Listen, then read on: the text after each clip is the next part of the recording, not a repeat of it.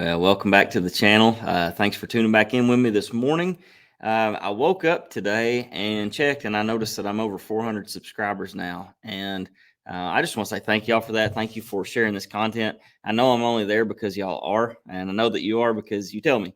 So y'all are sharing it on your social media and you're sending it to your friends, and I just thank you for that. It's super humbling, and I just pray that you'd continue to do that and that we'd continue to see this thing grow. Now, since I'm done rambling about that now, what are we going to talk about today? We're going to talk about America in the Great Tribulation. Now, you may think, man, where on earth is this coming from? Well, this is kind of a hot button issue. I kind of ruffled some feathers the other day talking about this. And so I thought, you know what? Rather than back and forth squabbles behind a screen and typing out words, how about I just make a video to explain this? And so that's what I'm going to seek to do right here. And I hope that this is beneficial to you. But the most popular view of eschatology in America right now, without a doubt, is premillennial dispensationalism.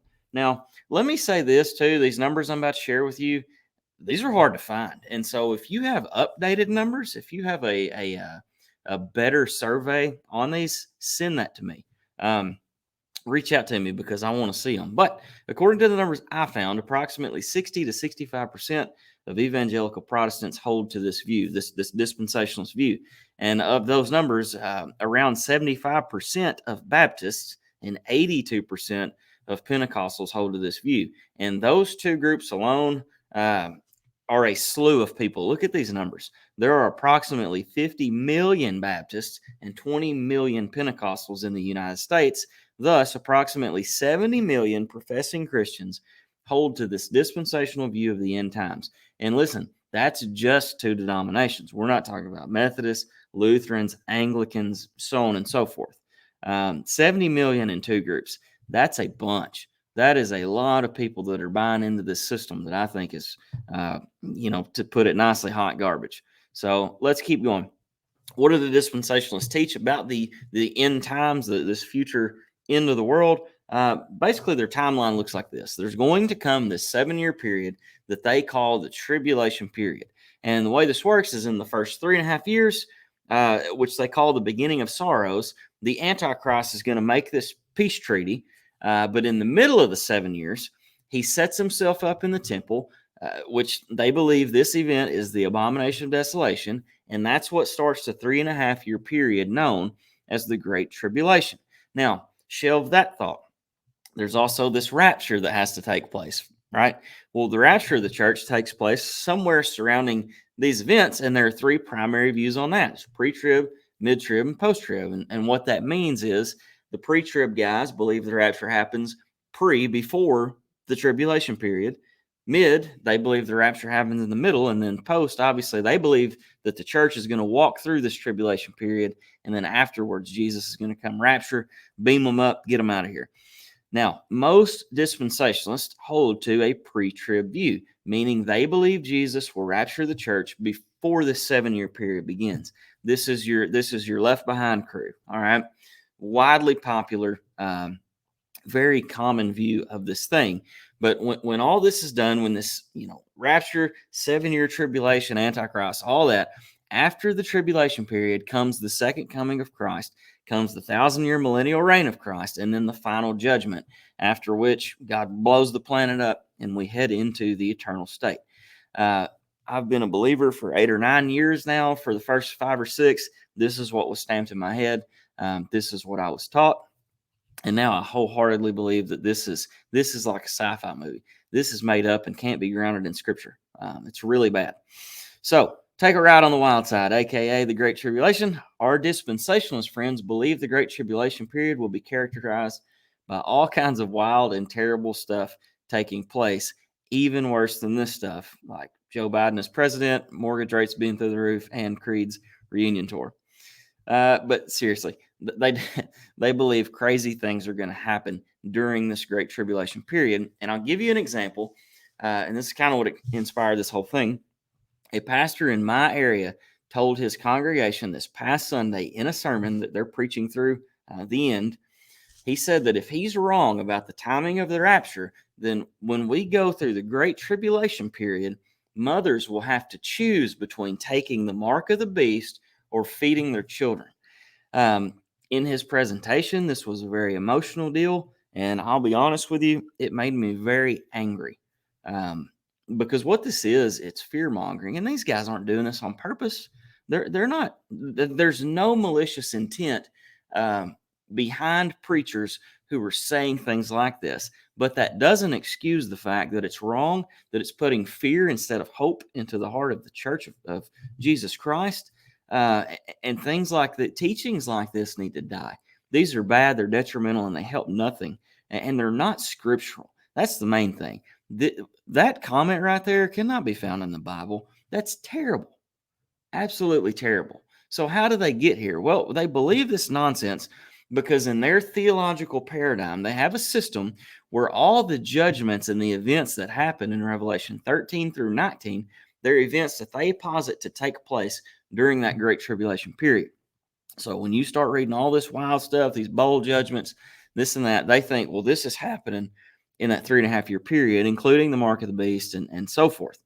But let's ask the question, what if the great tribulation period is not in our future? And what if, and this is something that kills me, and I've made comments like this before, but people will talk about eschatology is hard. Like I heard another guy say, look, I got a bachelor in this, I got a master in this. And then he says, I got my doctorate at so-and-so school. And he said, I still don't understand this stuff.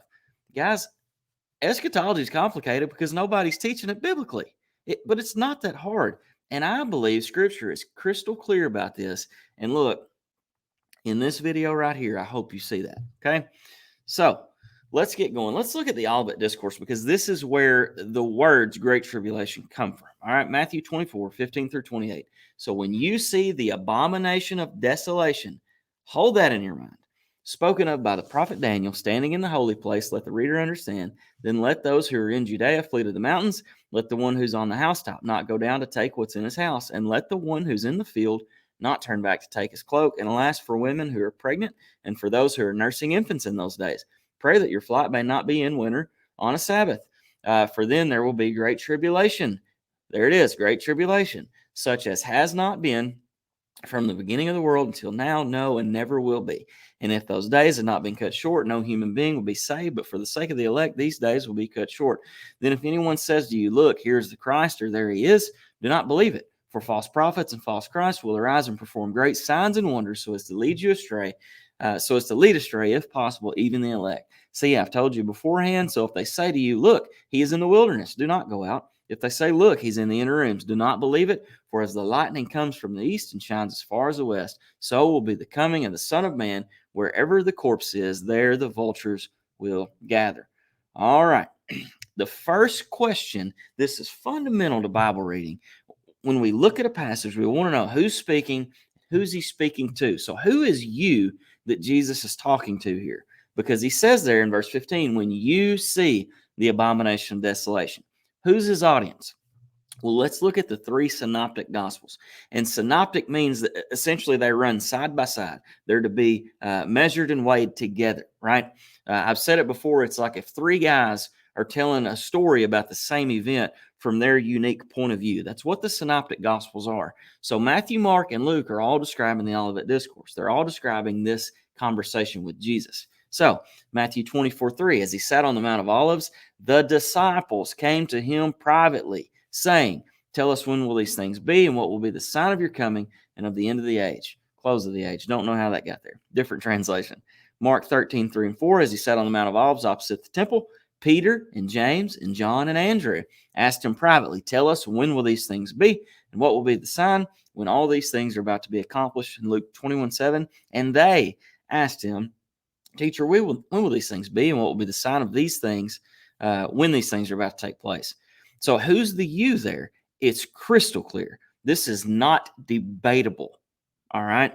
Look right here. The you who would see these things are Christ's first century disciples. So shelve all your other thoughts about what this passage may be saying, and we're fixing to get there. Think about this. To claim that these first century disciples did not see these things that Jesus told them they were going to see, you either have to admit that, number one, these disciples are still alive and they're now thousands of years old, or number two, Jesus lied. Jesus was wrong. That's your two choices if these guys didn't see these things take place. Okay. Fortunately, they did. But I just want you to think about that. Think about the audience relevance. Go watch the Why Preterism video. I talk about audience relevance, who was speaking, who was being spoken to, what's the context. This is Jesus on the Mount of Olives talking to his disciples about things he tells them they would see. All right. Now, let's continue that thought and ask this question. Is this us? Because we always want to put ourselves in the Bible story. I'm David and life's problems are Goliath. That's not the way this works. So look, Matthew 24:16, he says, then let those who are in Judea flee to the mountains. Is that me and you? What relevance does this text have for us in America today? Are we going to get on a plane when these events start going down? Are we going to get on a plane, fly to Judea so that we can then flee to the mountains? Makes no sense. Matthew 24:17 and 18. Let the one who's on the housetop do not go down to take what's in his house, and let the one who's in the field not turn back to take his cloak. Do we spend a lot of time hanging out on our roofs or in the field today? Absolutely not. You know who did? These people in Jerusalem 2,000 years ago. They were an agricultural society, and their houses were typically, their roofs were flat shaped and oftentimes had a half a covering or so, and they would use them as an additional room in the house and as a lounging place where they could go and relax in the evening time. So it was not abnormal for people to be on the rooftops in their day. It's very abnormal in our day. Our roofs look like this, right? We're not hanging out up there unless my kid's grabbing them because he wants Christmas lights hung. But that's not all the time, all right? Matthew 24:19, and alas, for women who are pregnant and for those who are nursing infants in those days. Well, with our modern technology and amenities, why does that matter? Look, my wife is pregnant right now. And listen, if we had to leave right now and flee somewhere because something was going down, look, I got a 2018 Honda Odyssey. We jump in that dude. It's got a seat warmer. It's getting like, 26 miles a gallon, something like that. Rides like a dream, y'all. It's not that bad. It's not that difficult to have to flee, to have to go on a long trip. You know when it was? When you had to walk everywhere. Can you imagine a pregnant woman or a woman with a tiny baby that's having to nurse all the time, having to flee for her life, running through the wilderness of Judea, climbing these mountains trying to get away? That makes a lot more sense than applying this text to us. None of these make any sense reading them as warnings to us 2,000 plus years later. All right? And something else I didn't put in there, but he says, pray that your flight may not be on a Sabbath. Well, that has no relevance to you and me, but it did have relevance to these first century Jews who could only travel so far on a Sabbath day. They called it a Sabbath day journey. Now, if you had to run for your life, but you also believe you couldn't break the law of God, that was a sin, puts you in a pickle, doesn't it? But it does not apply to me and you. So the you there is not us, and I hope that you can see that. I don't know how you understand this any other way when you really think about it. But let's look at the abomination of desolation. Again, verse 15. So when you see the abomination, look, he says, spoken of by the prophet Daniel. Well, where do we see this at? Well, we see it in a couple places, but I want you to see Daniel 12, verse 11, where he says, and from the time that the regular burnt offering is taken away and the abomination that makes desolate, there's your abomination of desolation, and the abomination that makes desolate is set up, there shall be 1,290 days. All right, Daniel 12. Do me a favor. After you watch this video, go read Daniel 12. All right? Daniel 12 is a prophetic chapter about the time of, quote unquote, the end. And many wrongly assume when we read that, or when we read the end in Matthew 24:3, and so forth, that the end is the end of the world. But that's a presupposition. And Daniel 12 is not about the end of the world. Daniel 12 is a chapter about the end of the old covenant system, structure, and the judgment on the old covenant people. And to understand this, let's back up just a hair to Daniel 9:24. It says 70 weeks are decreed about your people and your holy city. Who were Daniel's people?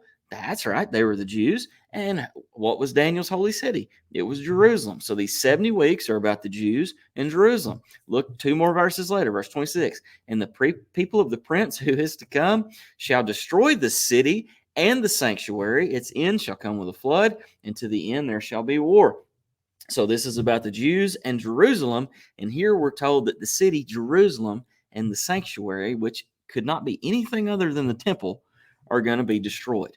All right. And for further study, look at Deuteronomy 32, look at Isaiah 24 through 27, Isaiah 65, plenty of passages that predict the end of God's old covenant people and their standing with God.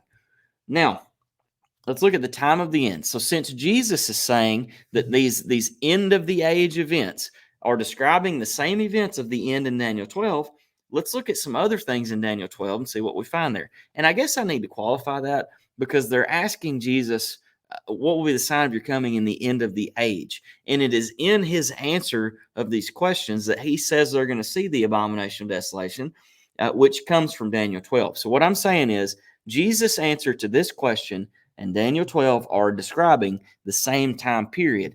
And I think what we see on this slide just further validates that. So for one, we find parallels between this time of the end of the age and Daniel 12 and the resurrection, harvest, and judgment.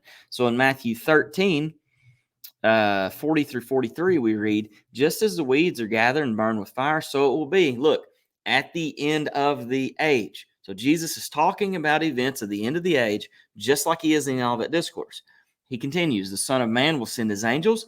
They will gather out of his kingdom all causes of sin and all lawbreakers and throw them into the fiery furnace. In that place there will be weeping and gnashing of teeth. Now look at this. Then the righteous will shine like the sun in the kingdom of their Father. He who has ears, let him hear. So you've got the end of the age, and you've got the righteous shining like the sun during this time. Well, look at Daniel 12, 2 and 3. And many of those who sleep in the dust of the earth shall awake. There's your resurrection, and here's your judgment. Some to everlasting life, some to shame and everlasting contempt. And look, those who are wise shall shine like the brightness of the sky above, and those who turn many to righteousness like the stars forever and ever. So during this time of the end of Matthew 13, the Olivet Discourse, in Daniel 12, we've got a judgment and we've got the righteous that are shining. All right, what about the Great Tribulation? Verse 21, then there will be great tribulation, such as has not been from the beginning of the world until now, no, and never will be. Look at Daniel 12:1. At that time shall arise Michael, the great prince, who has charge of your people, and there shall be a time of trouble, a great tribulation, such as never has been since there was a nation till that time. Are we seeing a theme here? Are we seeing that Daniel's end and Matthew's end are the same end? They're describing the same events. I hope you are, because there's no way around that. So, that being the case, since they're all the same events, let's talk about timing, because Daniel has not left us in mystery here. Daniel 12:7. And I heard the man clothed in linen who was above the waters of the stream. He raised his right hand and his left hand toward heaven and swore by him who lives forever that it would be for a time, times, and half a time, and that when the shattering of the power of the holy people comes to an end, all these things would be finished.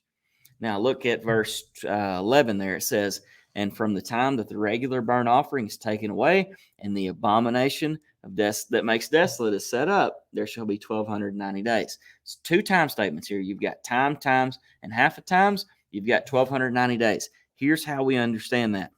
You've got year, years, and half a year, meaning 3.5 years. So he's saying that this judgment, this thing that's coming, that's going to consummate with the shattering of the power of the holy peoples, time times half times, it's 3.5 year period. And then just a couple verses later, he says, from the time the abomination of desolation is set up, there's going to be 1,290 days. Another way to say that, 3.5 years. Daniel's telling us the same thing two different ways. So putting the two together then, Daniel is saying that from the time of the abomination of desolation, there will be a 3.5 year period leading to the shattering of the power of the holy people, which then brings the end. We good? I hope you got that. If you don't got that, pause it. I mean, if you don't have that, you don't got that. I know, I'm from Arkansas. Pause it, read it. All right, process that. Now that you do have it, think about this. Here's the $1 million question. Who are the holy people in verse 7 that Daniel is saying are going to be shattered? And I'll give you a hint. It's not the church, because the power of the church, I've heard this, the power of the church is the gospel. The power of the church is the Holy Spirit. Either way, can you show me a single verse that says either one of those things is ever going to be shattered, destroyed, done away with? No, you can't. But you know what? I can show you a whole bunch of verses that say the kingdom of God lasts forever. The new covenant lasts forever. It's unending. These people are unending. They're not going anywhere. So if this can't be describing the shattering of the church, that leaves you one option. Who were the holy people in Daniel's day when Daniel wrote Daniel 12:7? They were the old covenant Jews. That's the holy people. So the holy people here, again, are the old covenant people of God. And this end would come when their power was completely shattered. Hold that thought. Let's keep moving. Back to the synoptics. So let's look at this abomination of desolation language that's used in all three. Matthew 24:15. So when you see the abomination of desolation spoken of by the prophet Daniel, standing in the holy place, let the reader understand. Mark 13:14. But when you see the abomination of desolation standing where he ought not to be, let the reader understand, and let those who are in Judea flee to the mountains. In Luke 21:20, watch this. But when you see Jerusalem surrounded by armies, then know that its desolation has come near. Notice Luke doesn't say the same thing Matthew and Mark does he? Luke, who is believed to be writing to a primarily Gentile audience, he doesn't use that Jewish language from the book of Daniel, but rather he just explicitly defines what the abomination of desolation is. He doesn't leave this shrouded in mystery. The Jews, I'm assuming, probably would have knew what that meant. But Luke, because he's writing to Gentiles, he just spells it out clear. Because me and you, I mean, if we had that given to us, we wouldn't know what that meant. We didn't grow up on Daniel, right? We have no idea. So he just says, when you see Jerusalem surrounded by armies, he's equating that to the abomination of desolation. This thing is that thing, all right? The abomination of desolation is Jerusalem being surrounded by armies. And I know some of y'all dispute that. You think there were specific things in that judgment I'm about to talk to that were the abomination of desolation. That's fine. Let's not miss the forest for the trees, okay? According to F.L. Godet, I don't know. This is a Swiss guy. He says this, quote, the sign indicated by Luke is the investment of Jerusalem by a hostile army. We see nothing to hinder us from regarding this sign as identical in sense with that announced by Matthew and Mark in Daniel's words in the LXX, the Greek Septuagint, the abomination of desolation standing in the holy place. Why not understand thereby the Gentile standards, he's talking about the Romans, planted on the sacred soil which surrounds the holy city? Luke has substituted for the obscure prophetic expression in a term more intelligible to the Gentiles, end quote. So what this guy's saying is the same thing I'm saying, that Luke used different wording so that the Gentile readers could understand. But look, he's applying this to when the Gentile standards or the Romans, right, they planted their standards, I'm sorry, I'll get this right in a minute, on the sacred soil which surrounds the city. So he's saying it was when the Romans surrounded Jerusalem. Now, let's look at some more from Luke. And I know I'm kind of all over the place. I'm about to snap the pieces together for you, okay? But look at this. Look at verses 21 through 24. But when you see Jerusalem surrounded by armies, know that its desolation is come near. All right, we just read that. Well, let's keep going. Then let those who are in Judea flee to the mountains, and those who are inside the city depart, and let not those who are out in the country enter it. Okay, we've read that too from Matthew. That's right. Now let's keep going. For these are the days of vengeance to fulfill all that's written. Hello, Daniel 9 in the 70 weeks. Verse 23. Alas for women who are pregnant, for those who are nursing infants in those days. Now watch this. There will be great distress upon the earth and wrath against this people. That sounds like great tribulation. They will fall by the edge of the sword and be led captive among nations, and Jerusalem will be trampled underfoot by the Gentiles until the times of the Gentiles are fulfilled. So Luke, again, he's adding some additional details of what this is going to look like. Well, compare this with John's writing, John's version of the Olivet discourse, which is the book of Revelation. Look at Revelation 1 and 2. Then I was given a measuring rod like a staff, and I was told, rise and measure the temple of God and the altar and those who worship there, but do not measure the court outside the temple. Leave that out, for it is giving over to the nations, and they will trample the holy city for 42 months. Do we see that similar language being used here to describe the same event? Yeah. According to Luke and John, this judgment on Jerusalem by the Gentiles would last for how long? 42 months. And to put that another way, 3.5 years. We're seeing a theme here, aren't we? All right, so let me snap it all together now. Piecing this prophetic puzzle together, we can assume the following to be fact. Number one, the Great Tribulation was a period of time that would follow the abomination of desolation. Nobody disputes that. The Great Tribulation period would last for times, and half times, 1,290 days and 42 months. In other words, the Great Tribulation period would last 3.5 years. I think we're still good there. This 3.5 year period was the time period Jerusalem would be trampled by the Gentile nations and would end when the power of the holy people was completely shattered. Luke explicitly says that the abomination of desolation would be when Jerusalem was surrounded by armies. And number 5, Jesus explicitly told his first century disciples that they would see these events. Okay. Again, I want to remind you that the overwhelming dominant view in our country is that these things are in our future. Okay.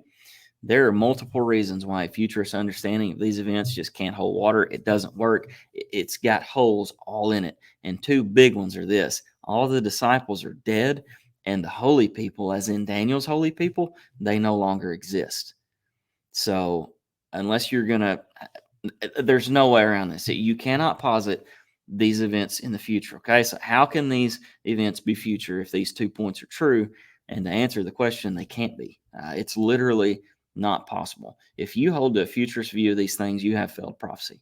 Okay. And you've just given up inspiration. But we need to ask the question, if that's the case, then what do we do with this? Well, if the abomination of desolation and the Great Tribulation can't be future events, then logic demands 2 conclusions. Number 1, either the Bible is wrong, which I just said, or number 2, these are past events. So let's ask the question then. Can we look to any event in the past that would meet the necessary parameters to be consistent with and to fulfill all these prophetic promises? Look at them again. They're on your screen. I really want you to get this. So again, if you need to screenshot that, if you need to pause it and just read it, do that. But listen to me. Can we look at an event that fulfills all 5 of these things? The answer is an emphatic yes, we can. And history records it for us. History tells us in AD 66, which is within a generation of Jesus giving these promises, right? He said all these things will come upon this generation. In AD 66, Roman General Gaius Cestus Gallus surrounded Jerusalem with 30,000 soldiers. What did Luke say? Luke 21:20. But when you see Jerusalem surrounded by armies, what? Know that its desolation has come near. There's your abomination of desolation. There is much history about why. Much debate, much dispute about why, but history records that after about 5 days of fighting, Gallus decided to withdraw his troops. So they came in, they surrounded the city, and then a few days later they left. What did Matthew 24:16 say? Then, so putting them together, after you see Jerusalem surrounded by armies, then let those who are in Judea flee to the mountains. So Gallus comes in, surrounds it. There's your abomination of desolation. Gallus leaves with his troops. Guess what? According to Eusebius in his History of the Church, which was written in, between 312 and 324 AD, he says, quote, the whole body, however, of the church at Jerusalem, having been commanded by a divine revelation, Matthew 24:16, given to men of approved piety there before the war, removed from the city and dwelt at a certain town beyond the Jordan called Pella.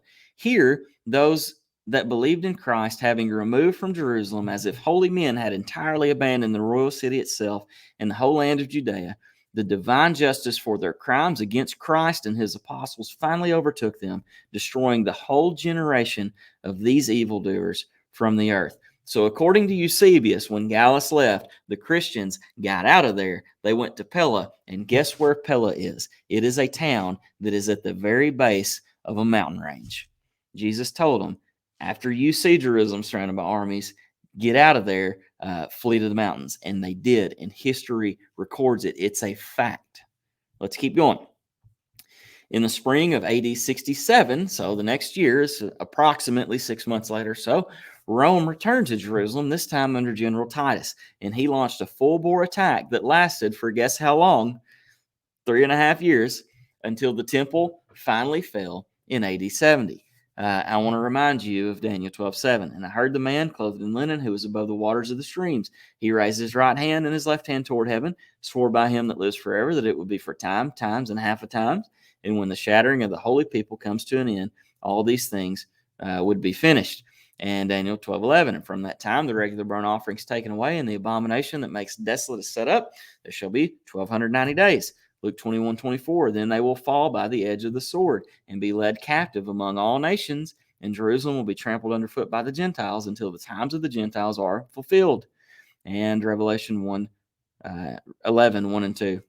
Then I was given a measuring rod like a staff, and I was told, rise, measure the temple of God and the altar and those who worship there, but do not measure the court outside the temple. Leave that out, for it's given over to who? The nations, and they will trample the holy city for 42 months. Nations are Gentiles. He's saying the Gentiles are going to trample Jerusalem for 42 months. So what do we see? We see a whole bunch of passages about Gentiles trampling down, destroying Jerusalem. And we see that these events are going to last for 3.5 years. Guess what? General Titus attacked the city for 3.5 years until it ultimately fell and was destroyed. Now, let's look at what this 3.5 year period, this siege on Jerusalem, was like. According to historian Flavius Josephus, and this dude was here for the whole thing, the siege on Jerusalem was, quote, is an act unparalleled in the history of either the Greeks or the barbarians, and it's horrible to relate as it is incredible to hear, end quote. Josephus' Book of Wars, and you can go read this, but it describes the entire thing in detail, and it's really too gruesome for me to share too much of here. It's very graphic. But that being said, the entire work is available online if you want to go read his writings for yourself. And if you don't want to, it's really, really in depth. So if you don't want to read all that, you can just Google it. Google, how did Josephus describe the siege on Jerusalem in 70 AD? And just read some of the stuff he says. But the fly overview, not going into detail, he talks about the fact that the Romans slaughtered men, women, and children, showed them no mercy. They were burning people's homes down with people still in them, burning people alive. Apart from that, there was extreme famine to the point that cannibalism was taking place. There's actually one legend about a lady that was pretty much nuts and was eating her baby.